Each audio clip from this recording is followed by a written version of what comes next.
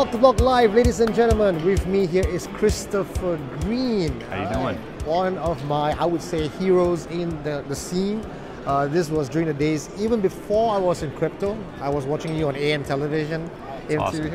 alternative media, where we talk about how you watch the news and you read the papers and you go like, okay, well, it's all this fabricated. What about the other side of life? And now we talk about how the government is trying to shut down all these fake news sites. And I think blockchain is all the more important to us in giving us that birth and breath to just get news from beyond what is curated for us. And what is fake news? Like, the whole concept of that to me is insane. Yeah. Also, there's no such thing as objective news. It doesn't exist. There's always a narrative, there's always an opinion, there's always a slant, there's always an angle. If a car crash occurred on a corner right now, and there was 3 witnesses, me, you, and one of our cameramen over here, we would all say something different about the car crash. No, the blue car hit the red car. No, the red car hit the blue car. Or one of our views was obstructed. So even absolute truth can be deceiving. And the real reason, in my view, there's this whole war on fake news is they just don't like the fact that people like you, AMTV, our platform has become so popular. We're changing people's opinions and ultimately the way people think.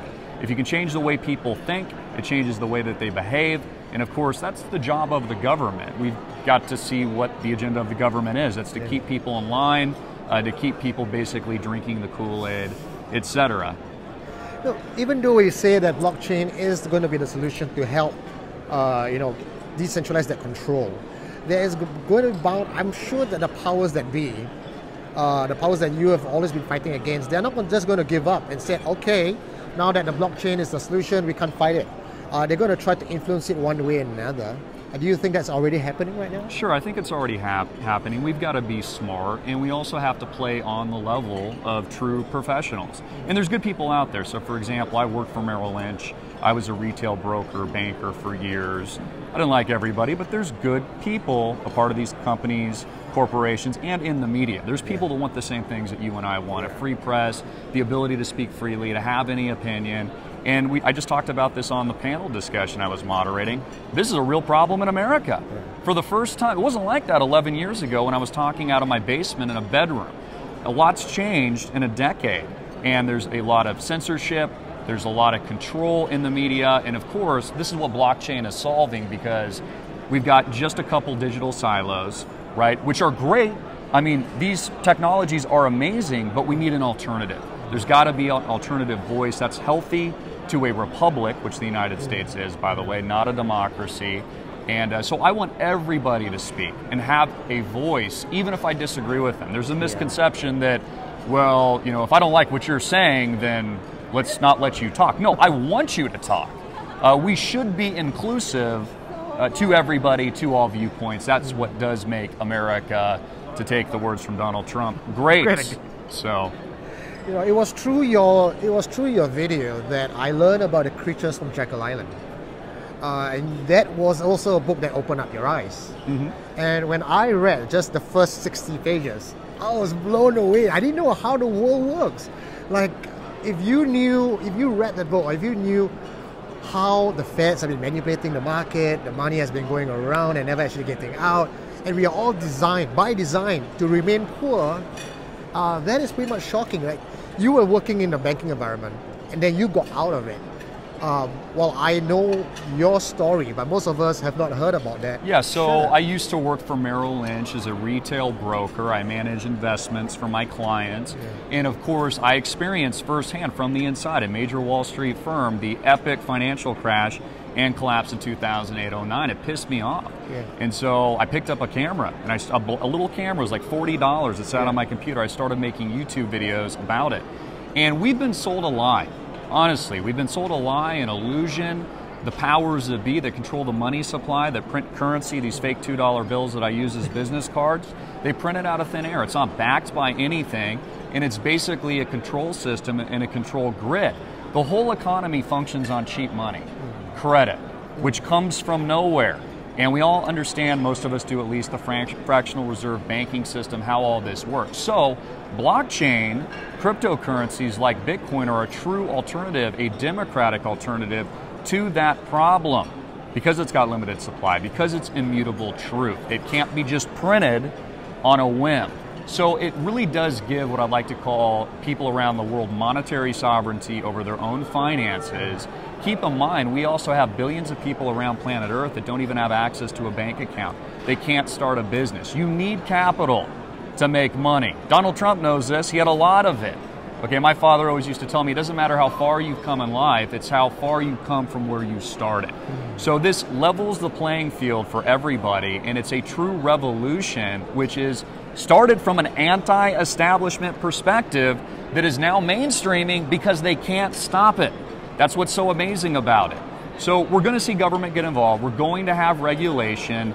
Those things I think are good, and I'm hoping that through the decentralized nature of this technology that it can't be changed. And I believe that it can't, because that's what the white paper tells us. That's what the underlying programming is. It's an algorithm. It's math. It's like Pythagorean theorem or geometry. I don't even need to know who created it. I just need to understand that it works. And it works. Even if Bitcoin's only use case is to accept payment, that is so much better than accepting a wire transfer at the bank. Yeah.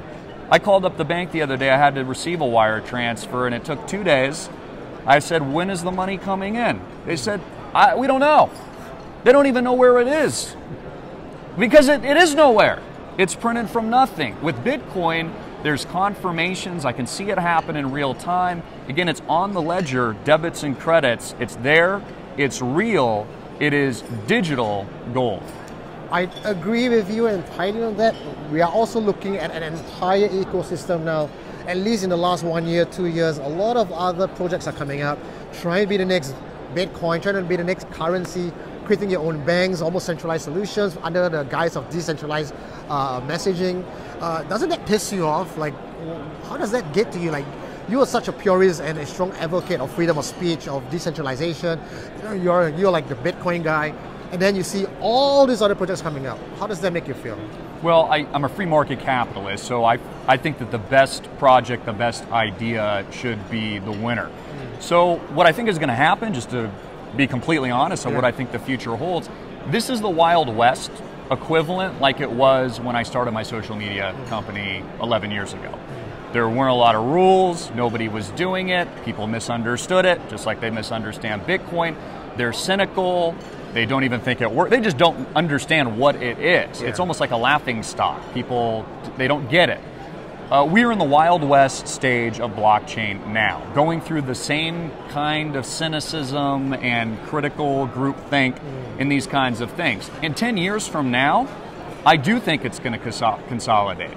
I do think there will be less opportunity for good projects or brand new ideas that you might come up with, or I might come up with, or anyone might come up with at this conference. So what I'm saying is the door is going to close in another decade. Now's the time. See, I want to have a say on what happens. I don't want the government to dictate to me what my future is going to look like. That's why I'm here. That's why I'm in Singapore. That's why I'm traveling the world. That's why I'm speaking to as many people that will receive that message, because we have a choice now. I don't think we're going to have a choice later. So support the projects and innovations that are actually going to change the world, and now's the time that people should be learning about it. It's why I teach about it. One final question, because you're always getting shut down on social media. How else can we find you? Like, what you going to do about that? Like, every time you come out with YouTube, you get shut down, you put up something, you have a risk of getting shut down. Like, what's your plan around that? Well, again, I think there's a misconception. I love the technology platforms. Again, I would have not had the opportunity that I have today without it. Okay, used in the right way. But at the end of the day, content is king. If you can create good content, people will receive that message. So, you know, we are our own platform. Alternative Media Television is our own platform. I can't be censored at a conference. Who's going to censor me? I'm speaking publicly. Who's going to censor the message? Nobody can, because it's in reality. So I think a solution to a lot of these problems worldwide is to get into the real world and let that speak for itself. And we can build a better future. We truly can. So, well, Christopher, I hope to build that future together with you. And Thank you. Thank you. Looking forward to have more conversations like this. You bet. No, it was awesome, and it was a pleasure to meet you. Really humbling for you to tell me the backstory. Yeah. And I'll definitely have my viewers make sure to tune into you as well.